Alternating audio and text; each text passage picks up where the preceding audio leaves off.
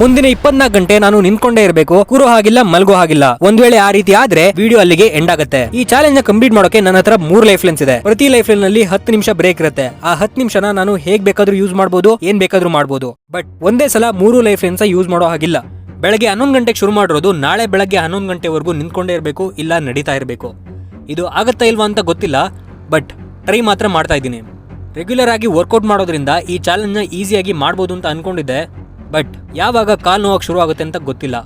ಆದ್ರೂ ಈ ಚಾಲೆಂಜ್ ನ ಕಂಪ್ಲೀಟ್ ಮಾಡೇ ಮಾಡ್ತೀನಿ. ಆಲ್ರೆಡಿ ನಾನು ನಿಂತ್ಕೊಂಡು 2 ಗಂಟೆ ಆಗಿದೆ. ಸ್ವಲ್ಪ ವರ್ಕೌಟ್ಸ್ ಮಾಡೋಣ ಅಂತ ಜಿಮ್ ಅಲ್ಲಿ ವರ್ಕೌಟ್ಸ್ ಮಾಡೋಕೆ ಶುರು ಮಾಡಿದೆ. ಸ್ವಲ್ಪ ಹೊತ್ತು ಬಾಕ್ಸಿಂಗ್ ಮಾಡಿ, ಸ್ವಲ್ಪ ಹೊತ್ತು ಪುಲ್ ಅಪ್ಸ್ ಮಾಡಿ, ಹಾಗೆ ಸ್ವಲ್ಪ ಹೊತ್ತು ಡೆಡ್ ಹ್ಯಾಂಗ್ ಮಾಡಿ ಲೆಗ್ಸ್ಗೆ ರೆಸ್ಟ್ ಕೊಟ್ಟೆ. ಜಸ್ಟ್ ಮಿಸ್ ಗೈಸ್, ಕೂತ್ಕೊಂಡ್ಬಿಟ್ಟಿದೆ. ಒಂದು ಲೈಫ್ ಲೈನ್ ಮಾಡ್ಕೊಳ್ತಿದ್ದೆ, ಕೂತ್ಕೊಂಡಿದ್ದೆ. Just miss. ಟೈಮು 1 ಗಂಟೆ 35 ನಿಮಿಷ. ಅಂದರೆ ನಾನು ನಿಂತ್ಕೊಂಡು 2.5 ಗಂಟೆ ಆಗಿದೆ. ಇವಾಗ ಸ್ವಲ್ಪ ಹೊಟ್ಟೆ ಹಸ್ತಾ ಇದೆ, ಹೋಗಿ ಊಟ ಮಾಡೋಣ. ಊಟ ಮಾಡೋಕೆ ಅಂತ ಮನೆಗೆ ಬಂದು ನಿಂತ್ಕೊಂಡೆ ಊಟ ಮಾಡಿ ಮುಗಿಸಿ ಆಲ್ರೆಡಿ ನಾನು ನಿಂತ್ಕೊಂಡು 3 ಗಂಟೆ ಆಗಿದೆ. ಬಾಕಿ ಇರೋದು 21 ಗಂಟೆ.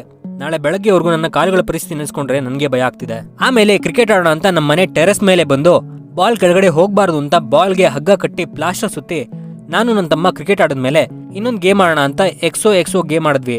ಕ್ರಿಕೆಟ್ ಅಲ್ಲಿ ಅವನು ನನಗೆ ಬೀಟ್ ಮಾಡ್ದ, ಎಕ್ಸೋ ಗೇಮಲ್ಲಿ ನಾನು ಅವನಿಗೆ ಬೀಟ್ ಮಾಡಿದೆ. ಅದಾದ್ಮೇಲೆ ಟೆರೆಸ್ ಮೇಲೆ ವಾಕ್ ಮಾಡ್ತಿದ್ದೆ. ಅಷ್ಟರಲ್ಲಿ ನಮ್ಮ ಬಿಳಿಯ ಮೇಲ್ಗಡೆ ಬಂದ. ನಾನು ತಿಂತಾ ಇದ್ದ ಸ್ನ್ಯಾಕ್ಸ್ನ ಅವನಿಗೂ ಹಾಕಿ ಸ್ವಲ್ಪ ಟೈಮ್ ಸ್ಪೆಂಡ್ ಮಾಡೋ ಅಷ್ಟರಲ್ಲಿ 6 ಗಂಟೆ ಆಗಿತ್ತು. ಗೈಸ್, ನಾನು ಈಸಿ ಆಗುತ್ತೆ ಅಂತ ಅಂದ್ಕೊಂಡಿದ್ದೆ, ಬಟ್ ಈ ಚಾಲೆಂಜ್ ಅಷ್ಟು ಈಸಿ ಇಲ್ಲ ಗುರು. ಇಷ್ಟು ತನಕ ಏನೋ ಕ್ರಿಕೆಟ್ ಆಡ್ಕೊಂಡು ಗೇಮ್ ಆಡಿಕೊಂಡು ನಡ್ಕೊಂಡು ಟೈಮ್ ಪಾಸ್ ಮಾಡಿದೆ. ಬಟ್ ನಡೆಯೋದಕ್ಕಿಂತ ಏನು ಮಾಡೋದು ಅನ್ನೋದೇ ದೊಡ್ಡ ಟೆನ್ಷನ್ ಆಗಿದೆ. ಹಂಗೂ ಹಿಂಗೂ ಮಾಡಿ ನಡೆದಾಡ್ಕೊಂಡು ನಿಂತ್ಕೊಂಡು ಇನ್ನೂ 1 ಗಂಟೆ ಆದಮೇಲೆ ಊಟ ಮಾಡೋಕ್ಕೆ ಮನೆ ಒಳಗೆ ಬಂದು ನಿಂತ್ಕೊಂಡೇ ಊಟ ಮಾಡ್ತೀನಿ. ಆಮೇಲೆ ನನ್ನ ಒಂದು ಲೈಫ್ ಲೈನ್ನ ಯೂಸ್ ಮಾಡಿ ವಾಶ್ರೂಮ್ ಎಲ್ಲ ಮುಗಿಸ್ಕೊಂಡೆ. ನನ್ನ ಫ್ರೆಂಡ್ಸ್ ಎಲ್ಲ ಜೋಳ ತಿನ್ನೋಕೆ ಹೋಗೋಣ ಅಂತ ಹೊಲದ ಹತ್ರ ಜೋಳ ಸುಡಬೇಕಾದ್ರೆ ಒಂದು ಇನ್ಸಿಡೆಂಟ್ ಆಯಿತು. ಅದೇನು ಅಂತ ನೀವೇ ನೋಡಿ.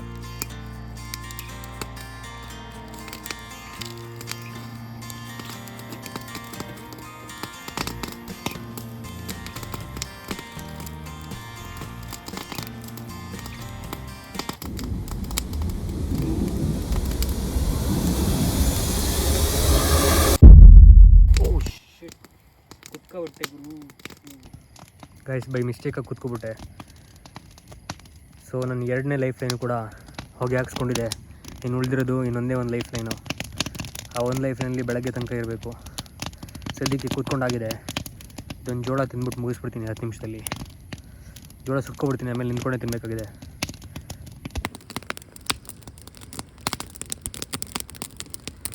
ಜೋಳ ಸುಟ್ಕೊಂಡಿದ್ದಾದ್ಮೇಲೆ ನಿಂತ್ಕೊಂಡೆ ಅದನ್ನು ತಿಂದು ಮುಗಿಸಿ ಮನೆಗೆ ಬರೋ ಅಷ್ಟರಲ್ಲಿ 11 ಗಂಟೆ ಆಗಿತ್ತು. ಇನ್ನು ಬಾಕಿ ಇರೋದು 12 ಗಂಟೆ ಮಾತ್ರ. ಕಾಲು ಮಾತ್ರ ಹೆವಿ ನೋವ್ತಾ ಇದೆ.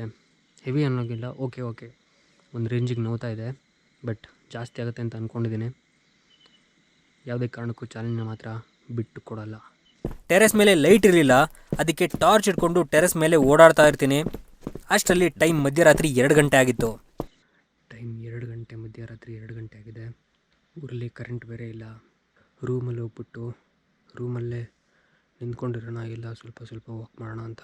ಹೆವಿ ಚಳಿ ಆಗ್ತಿದೆ ಗುರು. ಗಿವ್ ಅಪ್ ಮಾತ್ರ ಮಾಡಲ್ಲ. ಏನಾದರೂ ಆಗಲಿ, ಇದನ್ನು ಕಂಪ್ಲೀಟ್ ಮಾಡಲೇಬೇಕು. ಮಾಡ್ತೀನಿ. ಬನ್ನಿ ಹೋಗೋಣ ರೂಮಿಗೆ. ಆಮೇಲೆ ರೂಮಿಗೆ ಬಂದು ಸ್ವಲ್ಪ ನಿಂತ್ಕೊಳ್ಳೋದು, ಸ್ವಲ್ಪ ವಾಕ್ ಮಾಡೋದು ಮಾಡ್ತಾ ಟೈಮ್ 5 ಗಂಟೆ ಆಗಿತ್ತು. ಆಗ ನನ್ನ 3ನೇ ಲೈಫ್ನನ್ನು ಯೂಸ್ ಮಾಡಿ ವಾಶ್ರೂಮ್ ಕೆಲಸ ಮುಗಿಸಿ ಟೆರೆಸ್ ಮೇಲೆ ಬಂದು ವಾಕ್ ಮಾಡೋಕ್ಕೆ ಶುರು ಮಾಡ್ತೀನಿ. ಇನ್ನು 6 ಗಂಟೆ ಬಾಕಿ ಇದೆ. ಬಟ್ ಲೈಫ್ ಲೈನ್ ಒಂದು ಇಲ್ಲ ಅಂತ ಬೇಜಾರಾಯಿತು. ಇದೆಲ್ಲ ಮಾಡಬೇಕಾದ್ರೆ ಮನಸ್ಸಲ್ಲಿ 2 ವಾಯ್ಸ್ ಬರ್ತಾ ಇತ್ತು. ಈ ಚಾಲೆಂಜ್ ಕಂಪ್ಲೀಟ್ ಮಾಡೋದು ಈಸಿ ಇದೆ, ಆಗತ್ತೆ ಅಂತ ಒಂದು ವಾಯ್ಸ್ ಹೇಳ್ತಾ ಇತ್ತು. ಬಟ್ ಇನ್ನೊಂದು ಕಡೆ ಸ್ವಲ್ಪ ಹೊತ್ತು ಕೂತ್ಕೋ, ಏನೂ ಆಗಲ್ಲ, ಯಾರಿಗೂ ಗೊತ್ತಾಗಲ್ಲ ಅಂತ ಹೇಳ್ತಾ ಇತ್ತು. ಆಗ ನಾನು ಅಂದ್ಕೊಂಡಿದ್ದು, ಇದು ನನ್ನ ಕಾಲುಗಳಿಗಿರೋ ಟೆಸ್ಟ್ ಅಲ್ಲ, ನನ್ನ ವಿಲ್ ಪವರ್ಗೆ ಇರೋ ದೊಡ್ಡ ಟೆಸ್ಟ್ ಅಂತ. ಯಾವುದೇ ಕಾರಣಕ್ಕೂ ಗಿವ್ ಅಪ್ ಮಾಡಬಾರ್ದು ಅಂತ ವಾಕ್ ಮಾಡೋದು ಇಲ್ಲ, ಒಂದು ಕಡೆ ನಿಂತ್ಕೊಳ್ಳೋದು ಮಾಡ್ತಾನೆ ಇದ್ದೆ. ಒಂದು ಕಡೆ ಕಾಲು ಹೆವಿ ನೋವ್ತಾ ಇದೆ, ಇನ್ನೊಂದು ಕಡೆ ನಿದ್ದೆ ಇಲ್ಲದೆ ಕಣ್ಣು ರೆಡ್ ಆಗಿದೆ. ನಿದ್ದೆ ಇಲ್ಲದವ್ರ ಕಾರಣ ತಲೆ ಕೂಡ ನೋವ್ತಾ ಇತ್ತು. ಬಟ್ ಆದರೂ ಗಿವ್ ಅಪ್ ಮಾಡಿಲ್ಲ. ಅಷ್ಟರಲ್ಲಿ ಟೈಮ್ 9 ಆಗಿತ್ತು. ಗೈಸ್, ಹೆವಿ ಕಾಲು ನೋವ್ತಾ ಇದೆ ಮಾತ್ರ. ಇಲ್ಲಿಂದ ಇಲ್ಲಿ ಫುಲ್ ನೋವ್ತಾ ಇದೆ. ಟೈಮ್ 9 ಗಂಟೆ ಆಗಿದೆ. ಇನ್ನು ಉಳಿದಿರೋದು 2 ಗಂಟೆ. 2 ಗಂಟೆ ನಿಂತ್ಕೊಂಡಿದ್ರೆ ಈ ಚಾಲೆಂಜ್ ಕಂಪ್ಲೀಟ್ ಆಗುತ್ತೆ. ಸ್ವಲ್ಪ ಹೊತ್ತು ವಾಕ್ ಮಾಡಿ ಆದಮೇಲೆ ಬ್ರೇಕ್ಫಾಸ್ಟ್ ಮಾಡೋಕ್ಕೆ ಮನೆಗೆ ಬಂದು ನಿಂತ್ಕೊಂಡೇ ಬ್ರೇಕ್ಫಾಸ್ಟ್ ಮಾಡಿ ಚಾಲೆಂಜ್ ಮುಗಿಸೋ ಟೈಮ್ ಹತ್ರ ಬಂತು ಅಂತ ಜೋಶಲ್ಲಿ ಟೆರೆಸ್ ಮೇಲೆ ಮತ್ತೆ ವಾಕ್ ಮಾಡೋಕ್ಕೆ ಶುರು ಮಾಡ್ತೀನಿ. ಸ್ವಲ್ಪ ಹೊತ್ತು ವಾಕ್ ಮಾಡಿದ್ಮೇಲೆ ನನ್ನ ಪರಿಸ್ಥಿತಿ ಯಾಕೆ ಬೇಕು ಗೈಸ್, ಹೆವಿ ತಲೆನೋತಾ ಇದೆ, ಫುಲ್ ಎಲ್ಲ ತಲೆನೋವಿದೆ. ಇವರು ಕಣ್ಣಂತೂ ಫುಲ್ ರೆಡ್ ಆಗಿಬಿಟ್ಟಿದೆ ನೋಡಿ, ನಿದ್ದೆನೇ ಮಾಡಿಲ್ಲ. ಲಿಟ್ರಲಿ ನಡ್ಕೊಂಡು ಗಾಡ್ ಎಷ್ಟು ಡಿಫಿಕಲ್ಟ್ ಆಗುತ್ತೆ ಅಂತ ನಿಜವಾಗ್ಲೂ ಅಂದ್ಕೊಂಡಿರಲಿಲ್ಲ. ಈಗ 10 ಗಂಟೆ 17 ನಿಮಿಷ ಬಾಕಿ ಇರೋದು, 43 ನಿಮಿಷ. ಚಾಲೆಂಜ್ 11 ಗಂಟೆ ಆಗಿದ ತಕ್ಷಣ ನಾನು ಫಸ್ಟ್ ಮಾಡೋ ಕೆಲಸನೇ ಹೋಗ್ಬಿಟ್ಟು ನೆಮ್ಮದಿಯಾಗಿ ಮಲ್ಕೊಳ್ತೀನಿ. ಇವರು ಹೆವಿ ತಲೆ ನೋಡ್ತಾ ಇದೆ. ಇಲ್ಲೇನೋ ಯಾರೋ ಕುತ್ಕೊಬಿಟ್ಟಿದ್ದಾರೆ ಅನ್ನಿಸ್ತದೆ, ಆ ರೇಂಜಿಗೆ ತಲೆ ನೋಡ್ತಾ ಇದೆ. ಆದರೂ ಮತ್ತೆ ಕಂಟಿನ್ಯೂ ಮಾಡ್ತೀನಿ. ಇನ್ನು 40 ನಿಮಿಷ ಅಂತ ಜೋಶಲ್ಲಿ ಫುಲ್ ಟೆರೆಸ್ ಮೇಲೆ ವಾಕ್ ಮಾಡ್ತೀನಿ, ಸ್ವಲ್ಪ ನಿಂತ್ಕೊಳ್ತೀನಿ, ಸ್ವಲ್ಪ ವಾಕ್ ಮಾಡ್ತೀನಿ, ಸ್ವಲ್ಪ ನಿಂತ್ಕೊಂಡಿದ್ದಾದಮೇಲೆ ಟೈಮ್ 11 ಆಗಿತ್ತು. ಟೈಮ್ 11 ಗಂಟೆ. ಫೈನಲಿ 24 ಗಂಟೆ ನಿಂತ್ಕೊಂಡಿರೋದು, ನಡೆದಾಡ್ತಾ ಇರೋ ಚಾಲೆಂಜ್ ಕಂಪ್ಲೀಟ್ ಆಗಿದೆ. ತಲೆ ಮಾತ್ರ ಹೆವಿ ನೋತಾ ಇದೆ, ಕಾಲು ಎತ್ತಿಡೋಕ್ಕೆ ಆಗ್ತಾಯಿಲ್ಲ, ಕಾಲು ಊದ್ಕೊಳ್ಳೋಕ್ಕೆ ಅಂತ ನನಗೆ ಅನ್ನಿಸ್ತಾ ಇದೆ. ಇಷ್ಟು ಕಷ್ಟ ಆಗಿರೋ ಚಾಲೆಂಜ್ ಯಾವತ್ತೂ ಮಾಡಿರಲಿಲ್ಲ. ಬಟ್ ಇನ್ನೂ ಇದಕ್ಕಿಂತ ಡಿಫಿಕಲ್ಟ್ ಆಗಿರೋ ಚಾಲೆಂಜ್ ಮಾಡೋದು ಬಾಕಿ ಇದೆ. ವಿಡಿಯೋ ಇಷ್ಟ ಇದ್ದರೆ ಒಂದು ಲೈಕ್ ಮಾಡಿ, ಹಾಗೆ ಚಾನಲ್ಗೆ ಸಬ್ಸ್ಕ್ರೈಬ್ ಮಾಡ್ಕೊಳ್ಳಿ. ಇನ್ನೂ ಕ್ರೇಜಿಯಾಗಿರೋ ವೀಡಿಯೋಸ್ ಮಾಡೋದು ಬಾಕಿ ಇದೆ. ಇವತ್ತಿಗೆ ಇಷ್ಟೇ ಗಾಯ್ಸ್, ನಾನು ನೆಕ್ಸ್ಟ್ ವಿಡಿಯೋದಲ್ಲಿ ಸಿಗ್ತೀನಿ. ಅಲ್ಲಿವರೆಗೂ ಟೇಕ್ ಕೇರ್, ಧನ್ಯವಾದಗಳು.